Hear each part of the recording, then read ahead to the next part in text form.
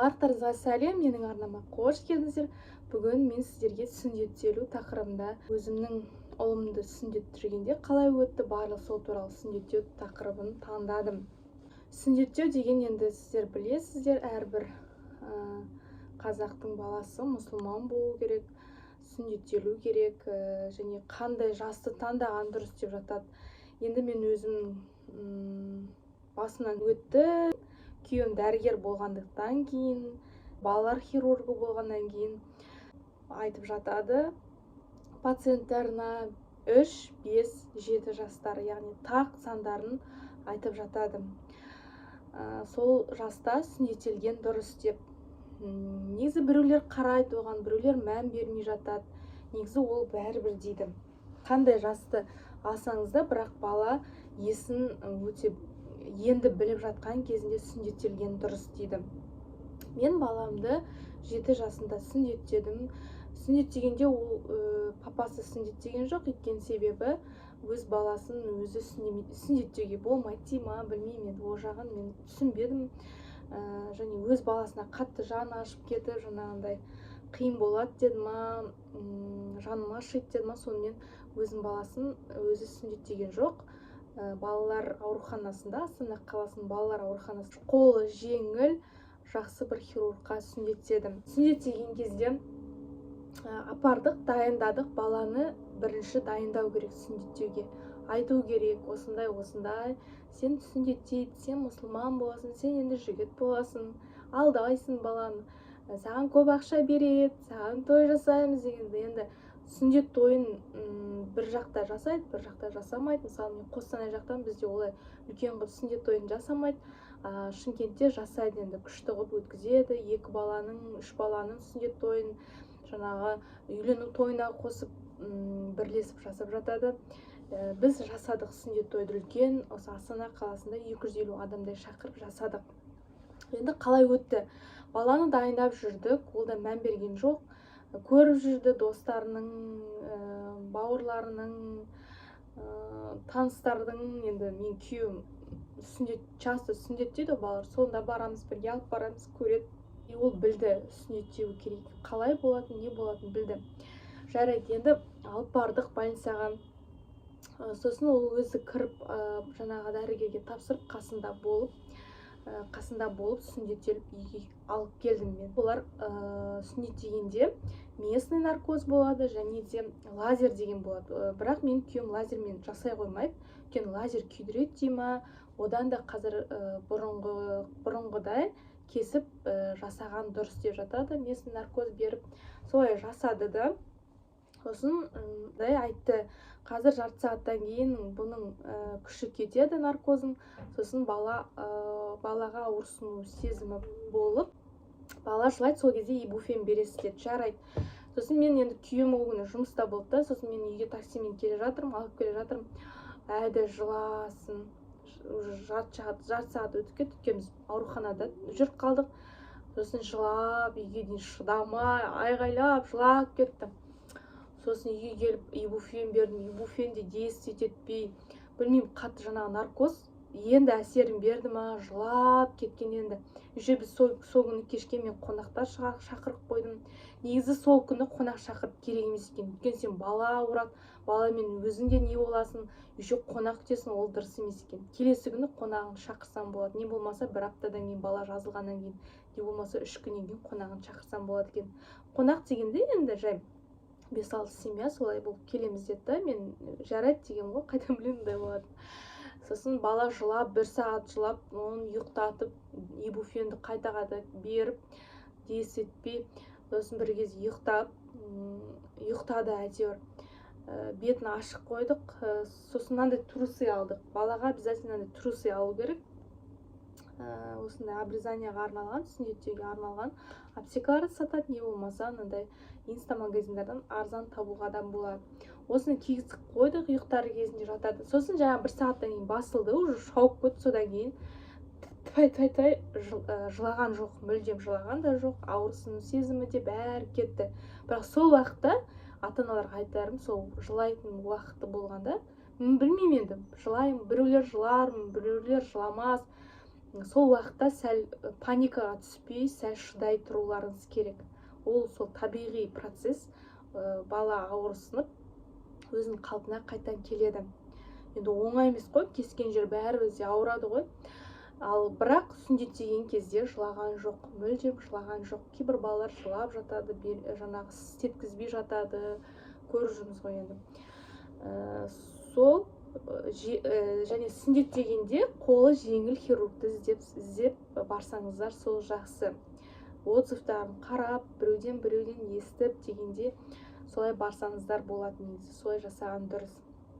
Және келесі күні мен уже ұмытып қалдым, бір жазда сол күні ма, келесі күні ма, күніне 3 реттен мынандай повидон йод деген спрей түрінде осыны пшикать етіп отырдым. Бірінші жуып алып, ваннаға тұрғызып қойып жуып, сосын осыны жағып, кептіріп, сосын ол өзі ашық күйінде жүре берді үйдің ішінде. Мынаны даже біз жатарда ғана бір рет кидік. Сосын даже керек болмай қалды. Мен ойлаймын, бұл керек те емес шығар деп. Ұйықтағанда ол бәрібір, мен балам нәзік, осылай жатты, қозғалмайды. Не мына жаққа ауырады деп нәзік, өзіне қатты жаны ашитын бала. Сондай болды. Бірінші күні солай 1-2 сағат жылады да, сосын қойып кетті. Сосын басылды, бәрі ұмытылды. Күліп, ойнап, жүгіріп, уже екінші күні кәдімгідей шортыйын киіп алып, трусыйын киіп алып, кәдімгідей жүгіріп жүрді, уже ұмытылып кетті. Сол мен ойлаймын, баланы 7 жастан емес, негізі 3-5 жастан сүндеттелген дұрыс деп ойлаймын. Өйткені 7 жаста уже қиын болатын сияқты, уже возраст деген ба, уже үлкен, бала үлкен, уже есін білет, жаңағыдай ауырсыну сезімі. Ал 3 жаста, 5 жаста ойнап кетеді ғой. Алдасаң көнеді, ойыншық әперсең алданады. Ал 7 жаста уже үлкен бала. Сол бізде созып жүрдік, соза береді. Негізі дәрігерлер өзінің баласына келген кезде сәл нелеу болады екен. Сәл андай жарайды, қоя салшы, басылады, жазылады депті. Сөйтіп жүре береді. Ақырында қоймай, уже 7 жасқа келді ғой. 7 жасқа келді, уже сүндеттек. Өз балаңды сүндеттемейсің ба? Уже бәрі баланы сүндеттейсің, ал өзің балаңа келген неге сүндеттемейсің деп, мен деген сөйтіп айтып, зорға деп сүндеттедік қой. Мен айтамын, или 13 жасында сүндеттейміз ба деп. Ақыры солай. Мына трусыйдың негізі былай керек бір көп несі, пайдасы да тиген жоқ негізі. В основном ашық жүрді ол үйде. Сол ойнап, секіріп, келесі күндері сөйтіп жүгіріп кетті. Негізі сондай кезде бүйтіп қатты нетудің қажет жоқ. Қатты беріліп, ой, ауырады екен, қатты қобалжудың керек емес. Бала ауырған кезде ата-ана қатты қобалжудың керек емес. Өйткені сіздің неңіз, аураңыз, сіздің неңіз ол балаға да передаваться етіледі. Сосын ол қайта өте ауыр болып өтуі мүмкін. Мен былай қатты неткен жоқпын. Бұл повидон йод жаққан кейін ол қотырланады, жара пайда болады. Сол қотыр пока түскенше бұны жағасыздар, йодты. Қотырланып, өзі түсіп қалады қотыры. Сол кезде уже кәдімгі әдемі ВИЧ пайда болып, жаңағындай уже жақпайсыз. Соған дейін шыдамдылық танытып, бала жылап, аштат, бүйтеді, істеме десе де істеуіңіз керек. Мен күйеуім дәрігер болғаннан кейін ба, мен как-то өте қатты нетпеймін. Қатты андай неге беріліп кетіп, ойбай деп. Как обычно жүрдік, кәдімгідей ұйықтадық, ойлаған да жоқпын ештеңе. Как обычно бәрі өтті. Сол уайымдамаңыздар, кейбір ата-аналар уайымдап, переживать етіп, күйеуіме жазып жатады ғой. Енді сүндет дұрыс шығар ол да. Бірақ сүндет дегеннен жаңа ойбай, балам ауырды, ойбай, бүйтіп жатыр, сөйтіп жатыр деп, осылай бола ма, ісік кетті деп. Ісік бәрі болады, ол кескен жер, ол ісіп, үрпиіп, жаңағындай. Ол бәрі өзіңіз ойлаңызшы, қолыңызды бір жерін сәл кесіп қалсаңыз да ісініп, қанталап сөйтіп кетеді ғой. Сол сияқты сәл кішкене шыдамдылық танытыңыздар 2-3 күн. Сосын ол басылады бір аптаның ішінде. Өзінің қалпына келеді. Аналар, сәл ойланайықшы, өзіміздің балаларымызға өзіміз жауап берейік. Жаңағындай сүндеттелген болса да, сүндеттегенде де қасынан шықпай қарап, не болып жатыр, қалай процесс, қалай болып жатыр, қотырланып жатыр ма, ол қотыр түсіп жатыр ма, қалай сиіп жатыр ма, прям паникаға түспей, бірақ қарап жаңағындай бәрі уақытылы сабырмен қарасаңыздар. Сол сүндеттелу ол бір глобальный бір проблема емес, ол ата-анаға байланысты.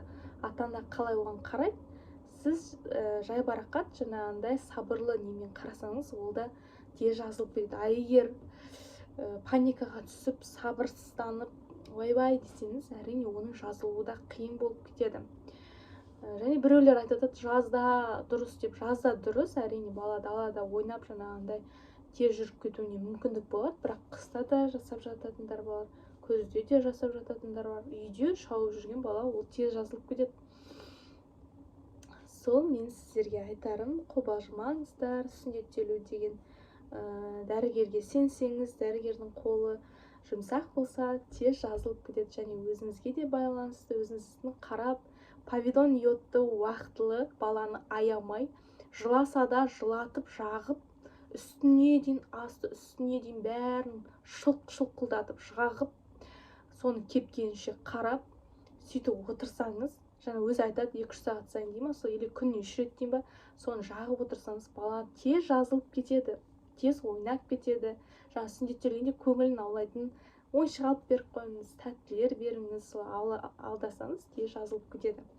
Мен сіздерге айтарым, егер Астана қаласында болсаңыз, менің күйеуімнің балалар хирургы осы Астана қаласындағы балалар ауруханасында, номер 2 ауруханасында балалар хирург болып жұмыс істейді. Соған жасатсаңыздар болады. Қолы өте жеңіл. Аты жөні Кадирбаев Ербол Кулманевич. Стажы 11 жылдан 12 жылға дейін өтіп бара жатыр. Хабарлассаңыздар, WhatsApp нөмерін төменге қалдырамын, хабарлассаңыздар болады. Сенімді адам десем болады.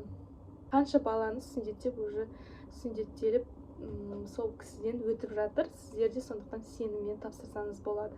Әрине енді өздеріңіз білесіздер, бірақ мен сіздерге айтарым, барлығы ата-анаға байланысты. Сіз жеңіл қарасаңыз, сабырлық танытсаңыз, балаңызда тез жазылып кетеді. Мен бүгінгі видеом сіздерге бір пайдалы болса, пайдасын тигізсе, лайк басыңыздар, менің арнама жазылыңыздар. Сау болыңыздар.